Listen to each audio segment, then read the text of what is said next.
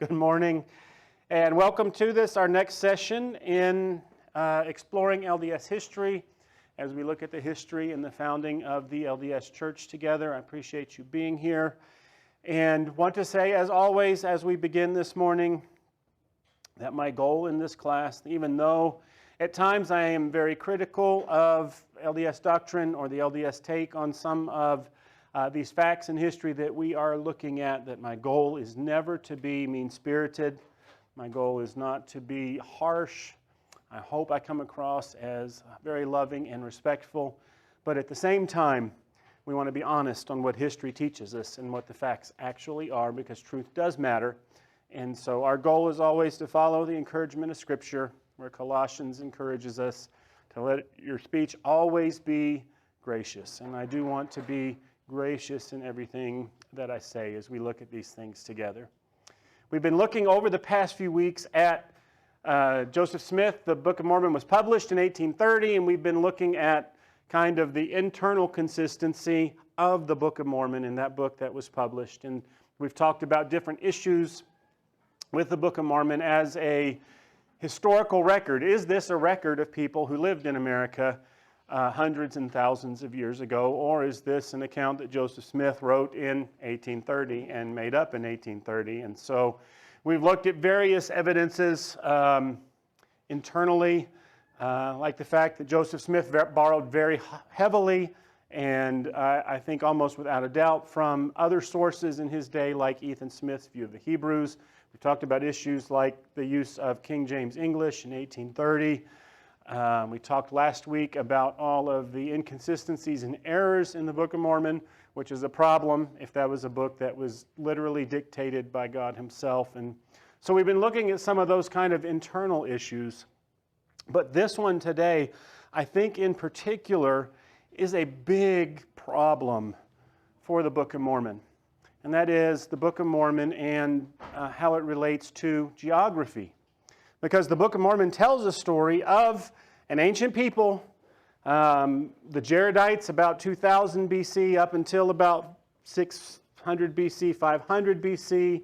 We have the Nephites and the Lamanites. So three major people groups spread out across the Americas, at least hundreds of thousands of people. We know with the Jaredites, at least 2 million, because the Book of Mormon says there were 2 million Jaredites that were slain in the final battle with the Jaredites. So big people groups, where did they live? And the problem is 200 years now into LDS church history, after Joseph Smith found the golden plates that gave us this record, we have no idea where these people lived. And that's a bit of an issue. And that's not that people haven't tried. Millions and millions of dollars have been invested in trying to figure out where on the Americas does the Book of Mormon take place. And the only geographic reference points we're certain about in the Book of Mormon are all from the parts of the Book of Mormon that occur in the Middle East before Lehi and his family sailed to America.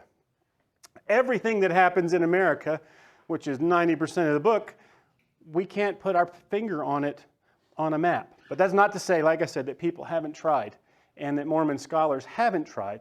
And so you can narrow it down to there's about 3 predominant theories that they would lean towards in terms of Book of Mormon geography.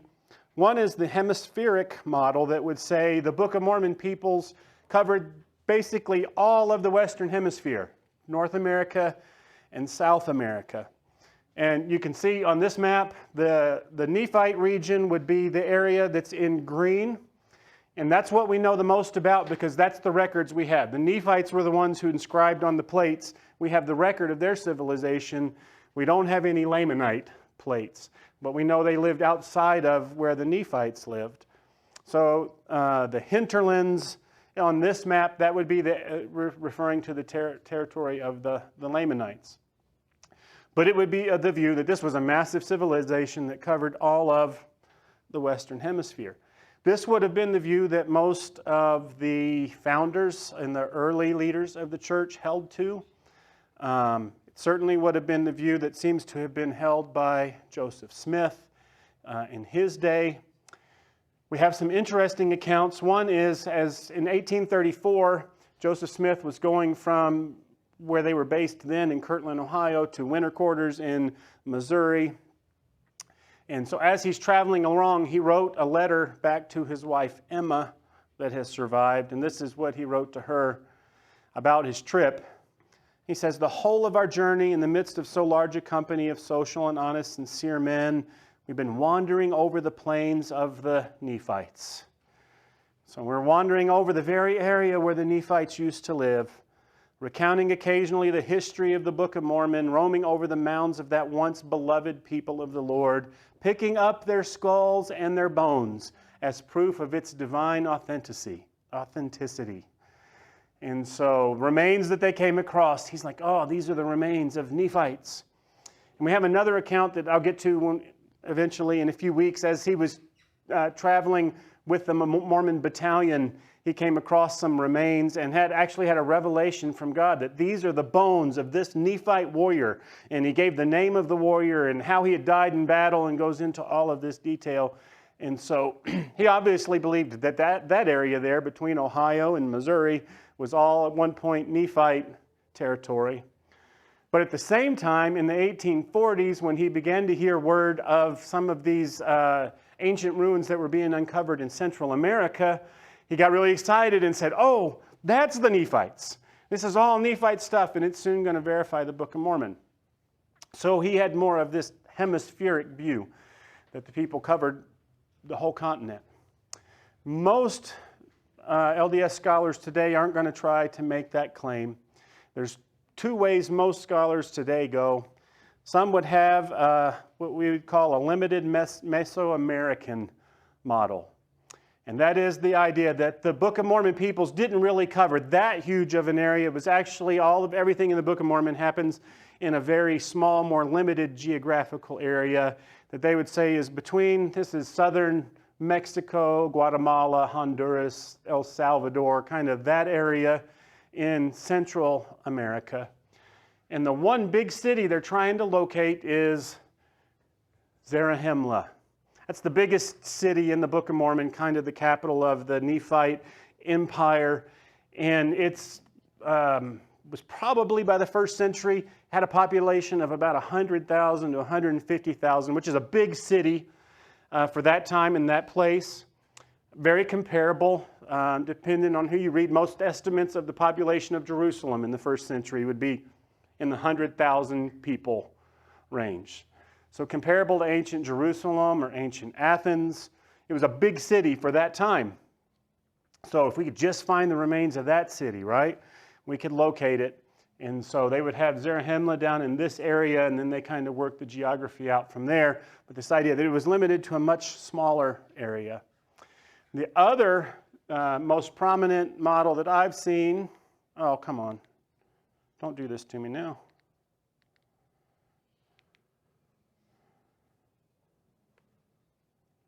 Oh. Okay, well, that one's not going to work. The Heartland model. The image is not wanting to load. The Heartland model is basically the idea that everything in the Book of Mormon takes place in what we would call today the heartland of the United States, the Missouri River Valley and the Ohio River Valley.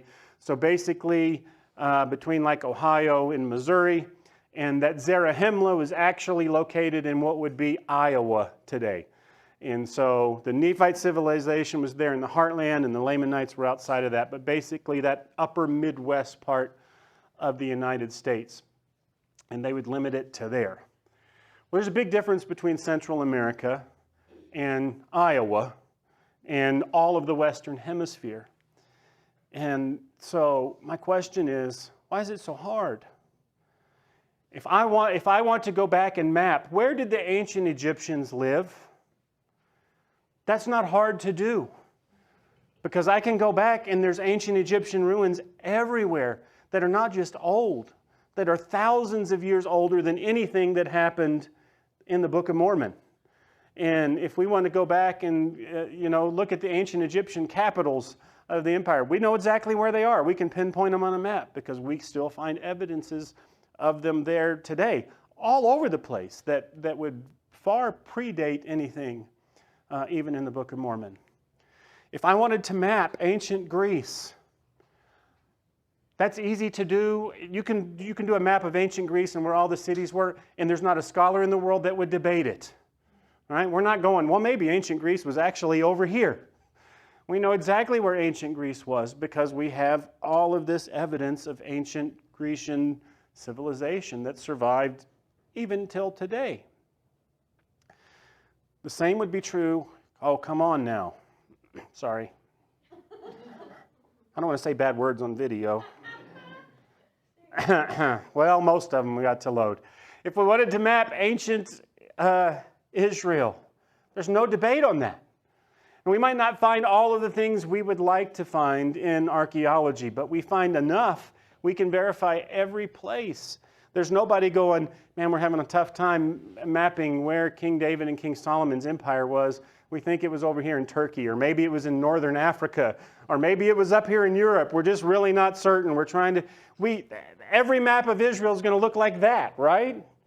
Because we know exactly where all of these places were. You can go to the Wailing Wall in Jerusalem today and stand in front of the wall that was there in the 1st century in Jerusalem.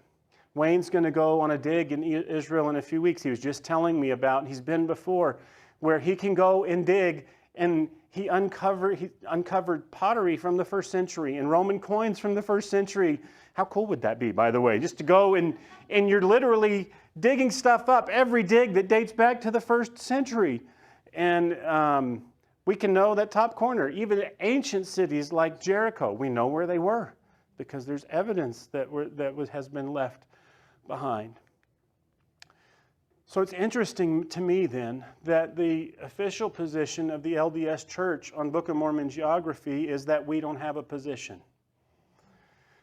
That after 200 years of looking, basically we don't have any idea where any of this took place. And so we're not going to even take a position on it. This is from a statement that they made in 2019. That's their official position on it. You can go look it up on their website today, where they said the official position of the church, that's not what they said, this is what they said, that the Book of Mormon includes a history of an ancient people who migrated from the Near East to the Americas, somewhere in the whole Western Hemisphere. This history contains information about the places they lived, including descriptions of landforms, natural features, the distances and cardinal directions between important points. The internal consistency of these descriptions is one of the most striking features of the Book of Mormon. And that's accurate, right? It contains city names, river names, mountain names, places of people, and they're all related to each other in space and time. You go north to get here and south to get there, and all of that story is very consistent. Since the publication of the Book of Mormon in 1830, members and leaders of the Church of Jesus Christ of Latter-day Saints have expressed numerous opinions about the specific locations of the events discussed in the book. Some believe that the history depicted in the Book of Mormon, with the exception of the events in the Near East, over by Jerusalem, occurred in North America, while others believe that it occurred in Central America or South America. Although church members continue to discuss such theories today, the church's only position is that the events of the Book of Mormon describes, took place in the ancient Americas, somewhere. But we don't have a position at all on where. The church does not take the position on the specific geographic locations of the Book of Mormon events in the ancient Americas. Speculation on the geography of the Book of Mormon may mislead instead of enlighten. Such a study can be a distraction from its divine purpose. So don't think too hard about it. Individuals may have their own opinion regarding the Book of Mormon, geography, and other such matters, about which the Lord has not spoken. However, the First Presidency and the Quorum of the 12 urge leaders and members not to advocate those personal theories in any setting or manner that would imply either prophetic or church support for those theories. Leave us out of your theories. We don't have a position. All parties should strive to avoid contention on these matters. We don't have an opinion, and we don't want you to fight about it. Speaking of the book's history and geography, President Russell Nelson taught, interesting as these matters may be, Study of the Book of Mormon is most rewarding when one focuses on its primary purpose, to testify of Jesus Christ. By comparison, all other issues are incidental. And I go, okay, I hear what you're saying, President Nelson, but according to the Book of Mormon, Jesus rose again and he appeared in time and space, in Zarahemla, in the first century, and he spoke to them. And that seems to me to be a rather significant, important fact. Bobby talked in service today about Acts chapter 1. Jesus appeared to the disciples in Jerusalem. Well, I can go to Jerusalem even today and visit the very same places that Jesus visited in the first century. And the Book of Mormon story isn't a theoretical story, it's about Jesus. It's supposed to be a historical story about Jesus. The real events with real people that took place in time and space. So why is it that we have such a hard time finding any of these places, to the point we can't even narrow it down for sure to the continent that they took place on? To me, that seems like a rather significant issue.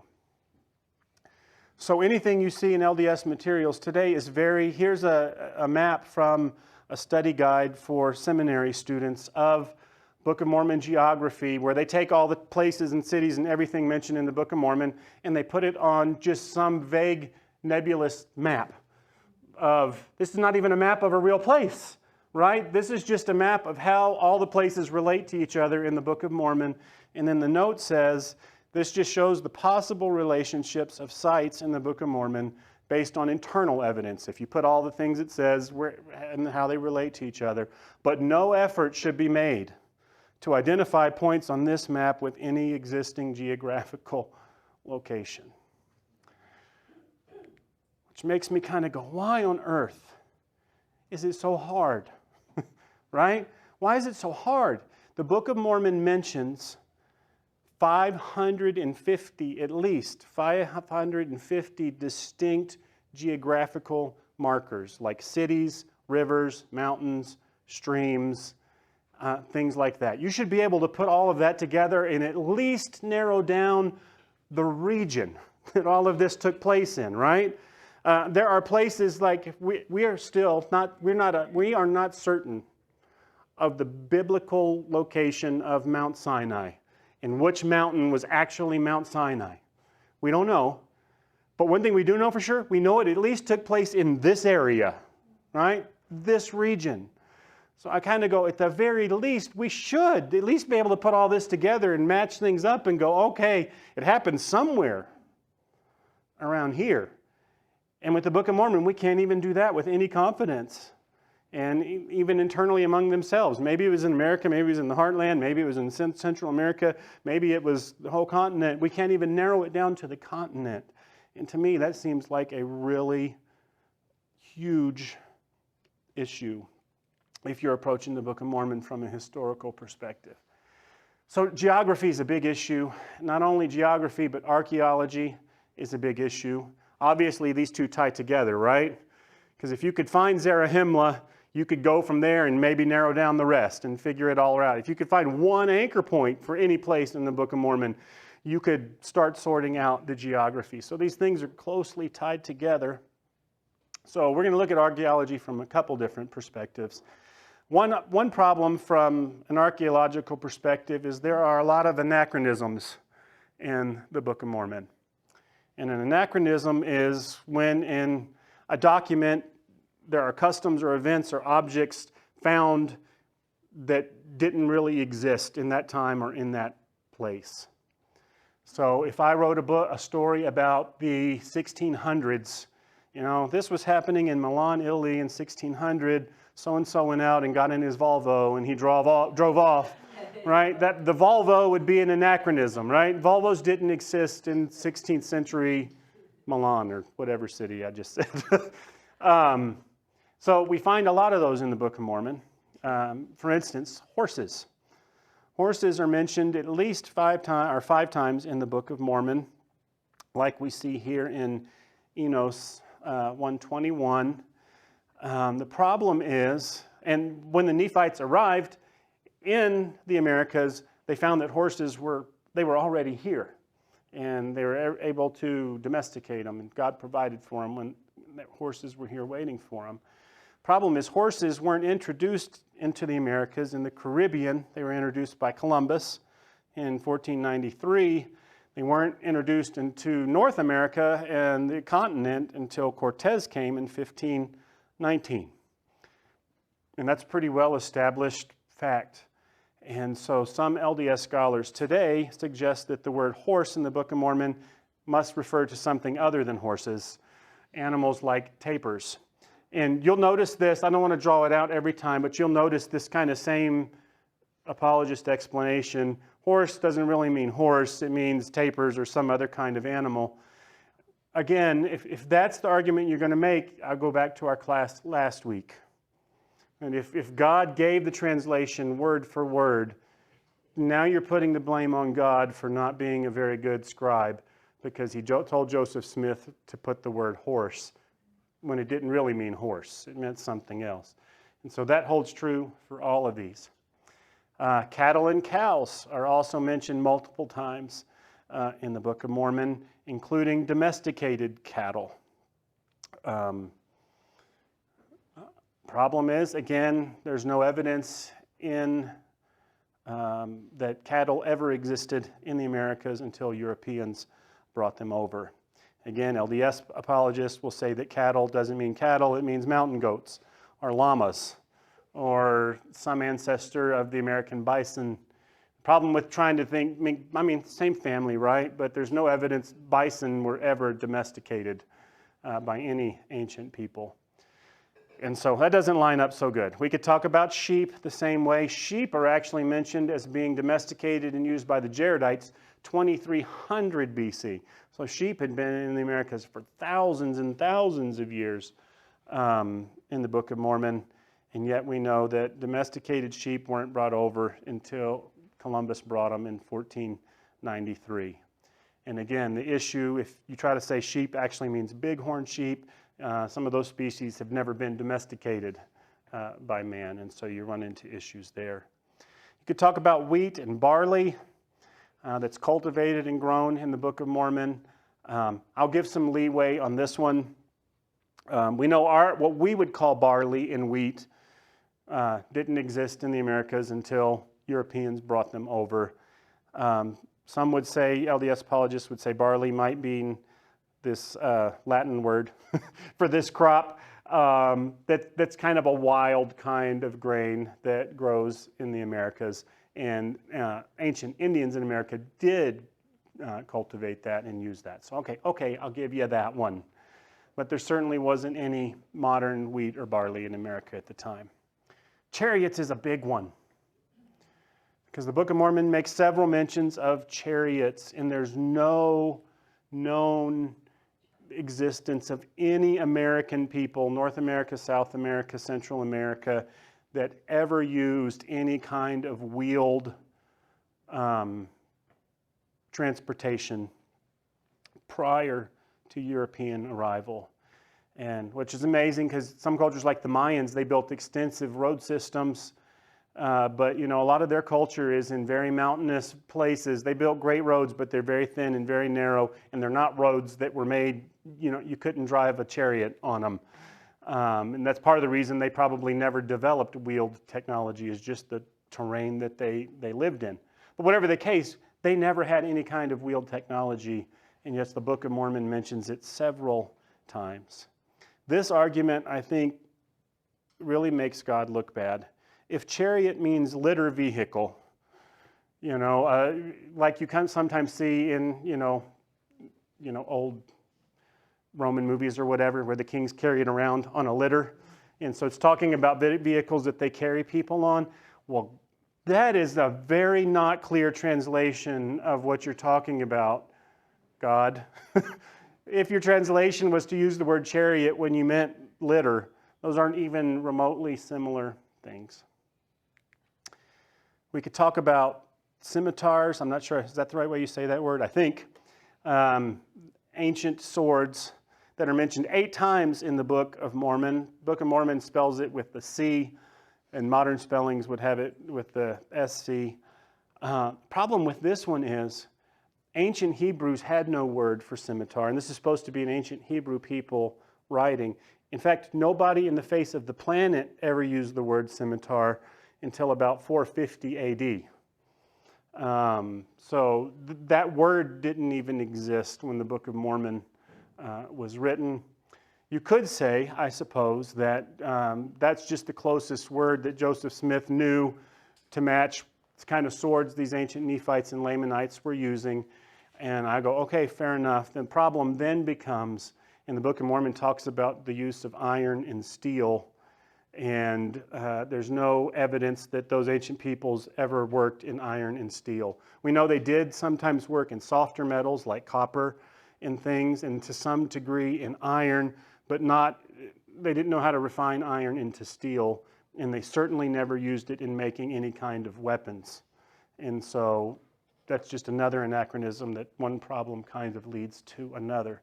So you see all of these kind of instances, and it makes more sense to me than rather than try to find some way to explain it away, that Joseph Smith just didn't know in 1830 that they didn't have any of these things in the ancient world.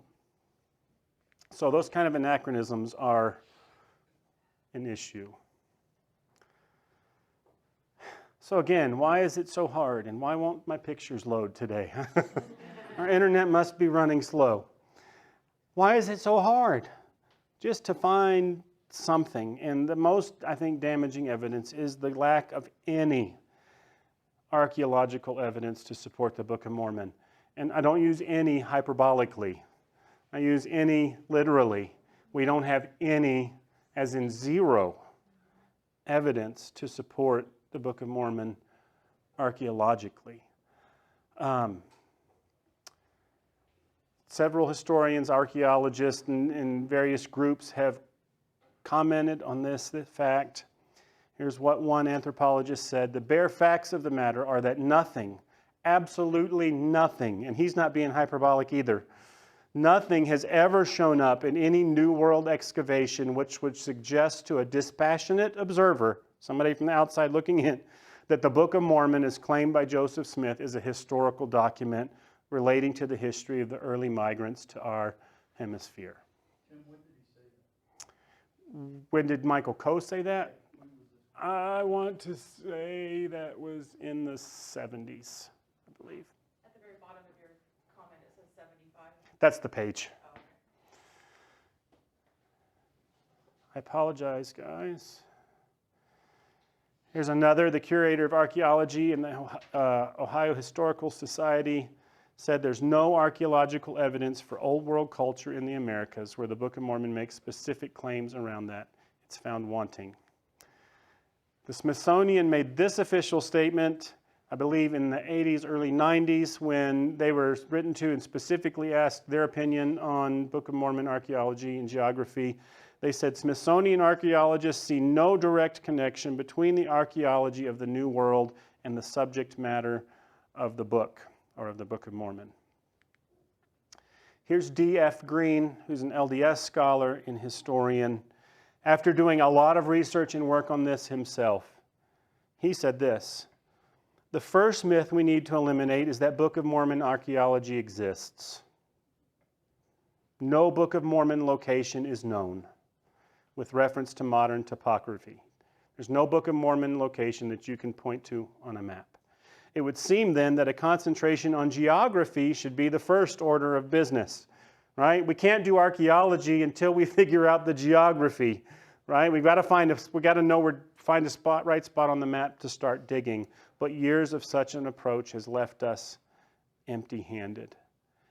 And this is not to say that the church has not made efforts. Millions and millions and millions has been spent trying to link the Book of Mormon with archaeology. You will see, if you look online and much today, that they very much try to link it with Central American culture and Mayan and Aztec culture, but nothing that can verify the Book of Mormon. So I kind of want to wrap up. I want to tell you a really, really sad story, but a very telling story. Thomas Ferguson was an LDS, faithful member of the LDS Church, was born and raised LDS in Idaho, and was a young man in the late 1940s, and he was passionate about the Book of Mormon.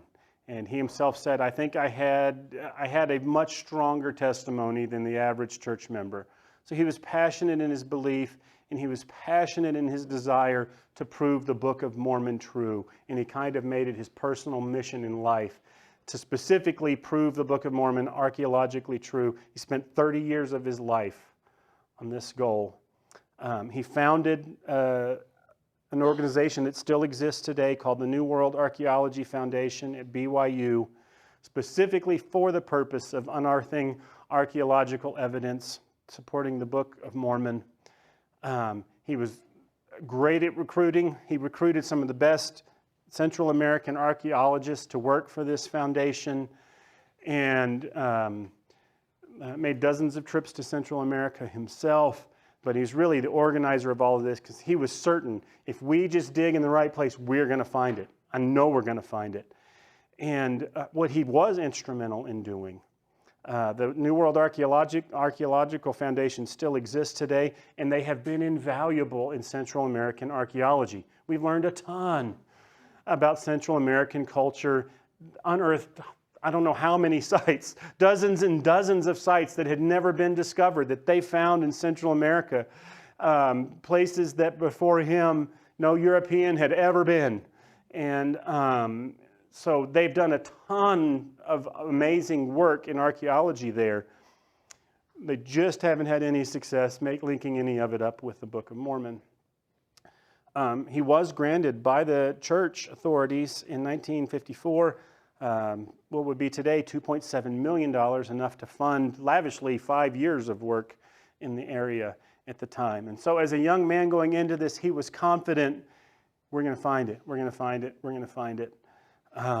He says, this is the only church on the face of the earth that can be subjected to this kind of investigation and checking. And if we investigate, we're going to find the evidence.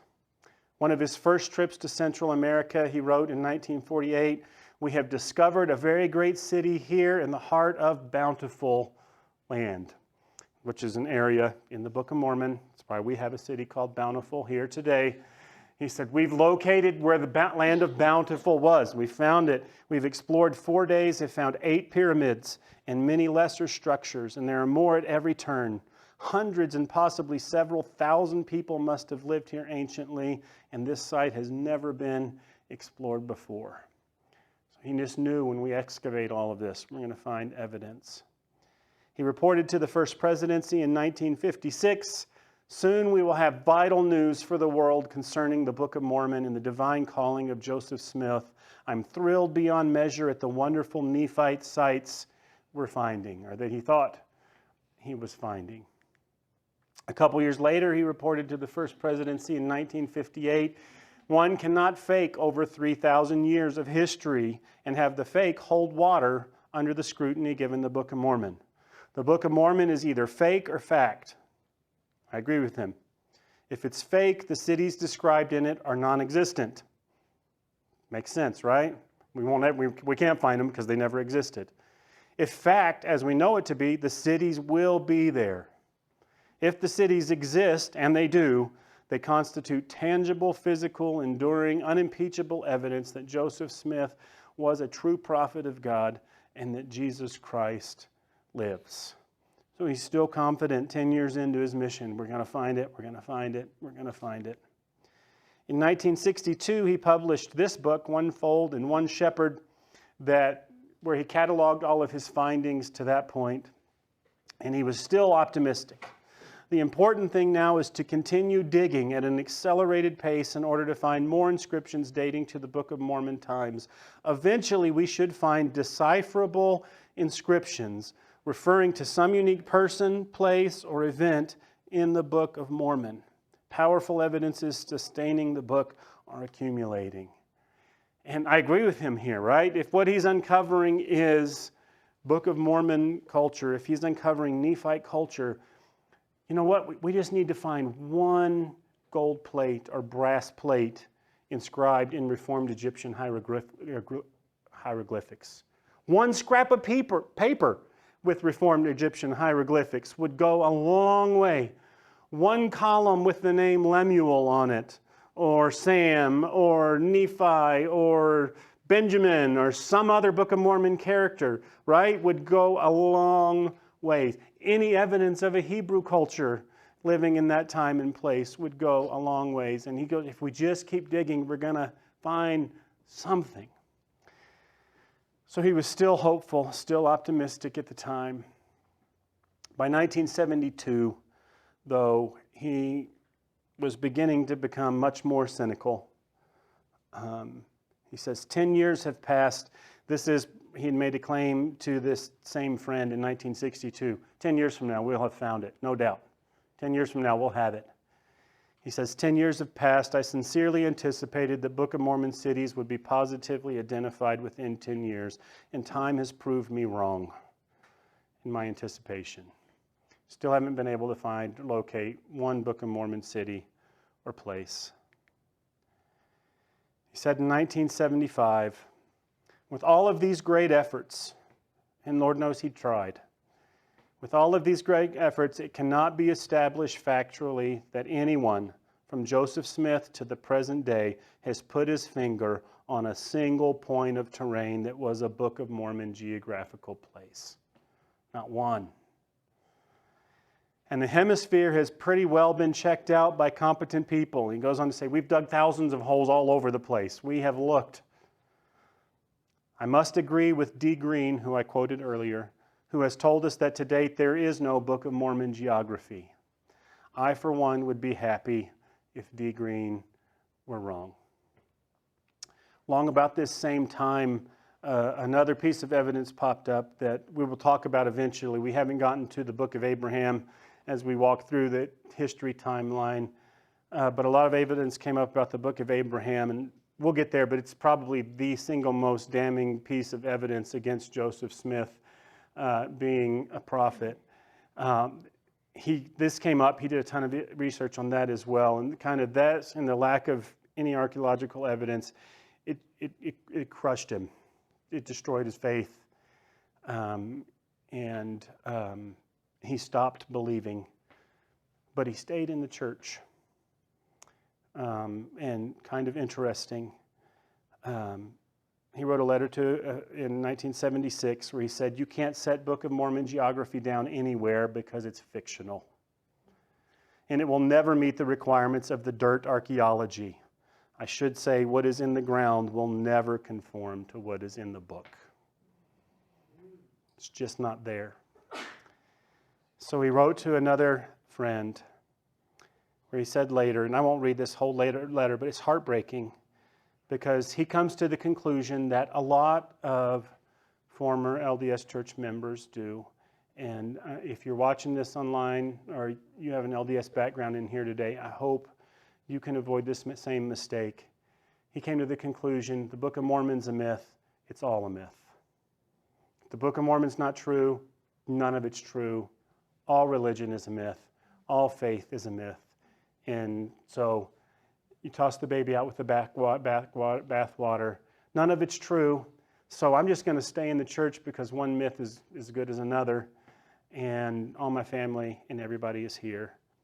And so in writing to this friend, he said, Mormonism is probably the best conceived myth fraternity to which one can belong. Joseph Smith tried so hard, and he put himself out on a limb with the Book of Abraham and also the Book of Mormon. He can be refuted, but why bother? What's the point? Nobody's going to listen to you anyway, right? And nobody's going to give me a fair hand, so why bother? Why not instead say the right things and keep your membership in the great fraternity, enjoying the good things you like and discarding the ones you can't swallow and keeping your mouth shut? It's not going to make a stink. Is that hypocritical? Maybe. But perhaps it's a realistic way of dealing with a very difficult problem. Perhaps you and I have been spoofed by Joseph Smith, but now that we have the inside dope, why not spoof a little back and stay on board? Which is what he decided to do. I don't believe any of this anymore, But I'm going to keep going. And he asked his friend here, consider this letter confidential for obvious reasons. I want to stay on board the good ship Mormonism for various reasons that I think valid. I'm convinced none of this is true, but it would shatter my kids and now my grandkids by this point in his life. It would shatter their world if Grandpa walked away, if I walked away, if I started saying all these things out loud. And the church does a lot of good in the community. They're really good at handling finances, and they help a lot of people. So I'm going to keep going. He kept singing in the choir, and he stayed. But he didn't believe any of it anymore. And it was the archaeology that tipped him over. And I find that so heartbreaking. One very interesting thing to me that I will say in closing is that if I go, and this is the church members call it a quad, so it's a single volume with all 4 LDS standard works in it, the Bible, Book of Mormon, Doctrine and Covenants, and Pearl of Great Price. When I go in here to I can't wander over there. When I go in here to the back of the Bible, it's got, 20 or 30 pages of color photographs. Here's the Mount of Olives, where a lot of action takes place in the New Testament. Here's the Garden of Gethsemane, which you can still visit today from the first century. Here's Mount Gerizim. Here's Mount Ebal. Here's Jericho. Here's Shiloh. Here's Dothan in Samaria. Here's Caesarea. Here's Joppa, another ancient city in Scripture. Here's Mount Tabor. Here's the Jordan River. Here's Capernaum. Here's the Sea of Galilee. Here's Caesarea Philippi. Here's ancient Athens. Here's Nazareth. Here's the ancient site of Dan. Here's Corinth, where Paul wrote to in the 1st century. And it just goes on and on and on with pictures of biblical places. And I find this very telling. When I turn to the back of the Book of Mormon, it goes right into Doctrine and Covenants. Not one picture, not one map, not a picture of a piece of parchment with Reformed Egyptian hieroglyphics on it. That's telling, because the reality is there's not one piece of evidence you can point to. Not just for a specific place, or even a river, or a city, or even a region, where we can go, this is the region Zarahemla was in. This is the mountain the Book of Mormon talks about, that you can't even narrow it down to even a hemisphere. And this was a civilization of, at minimum, hundreds of thousands of people in the 1st century. And I understand that time is cruel, and most things would not survive. But even here in America, we have ruins, Native American ruins, that date back to prior to the time of Christ. You can go right down here in central Utah and find ruins that date back to the 1st century, and hieroglyphs that date back to the 1st century that Native Americans left behind. And yet we can't pinpoint even one location in the Book of Mormon. And I think the only conclusion you can draw from that is that none of these places ever existed. I want to be careful in saying that, because I don't want you to end up where Ferguson ended up. But just because one thing is not true does not mean that all things are not true. And just because what Joseph Smith might have said about Jesus Christ is not true doesn't mean that everything about Jesus Christ is not true. And if you'd like to talk about these matters further, I make myself available. We'd love to sit down and talk with you and help you wrestle through any of these issues. And I know that's a lot to walk through, and I know emotionally it's a lot to probably to handle. My encouragement, don't throw the baby out with the bathwater. The one thing that I always come back to, there are archaeological evidences I would like to have for the New Testament that we don't. We do have a lot, but there are things I would like to see uncovered that we don't have. But the one thing as Christians we can always come back to, the one thing we have that no other world religion has, that no other faith has, is grace. And you won't find it anywhere else except in the person of Jesus. That despite all of our sin and our brokenness, we can never be good enough. And so God entered time and space to do for us what we can't do for ourselves. And so if this lesson leaves you searching, I would say search in that direction and go spend some time wrestling with who Jesus is and who history teaches us that Jesus is. So thank you for being here this morning. We will pick up next week, not next week, in 2 weeks, we will pick up with publishing of the Book of Mormon in 1830. Specifically, what do we know about the witnesses to the Book of Mormon? In the front of the Book of Mormon, you'll find the testimony of 3 witnesses and then 7 other witnesses, all of whom they said they saw the golden plates. And we'll pick up our historical account there.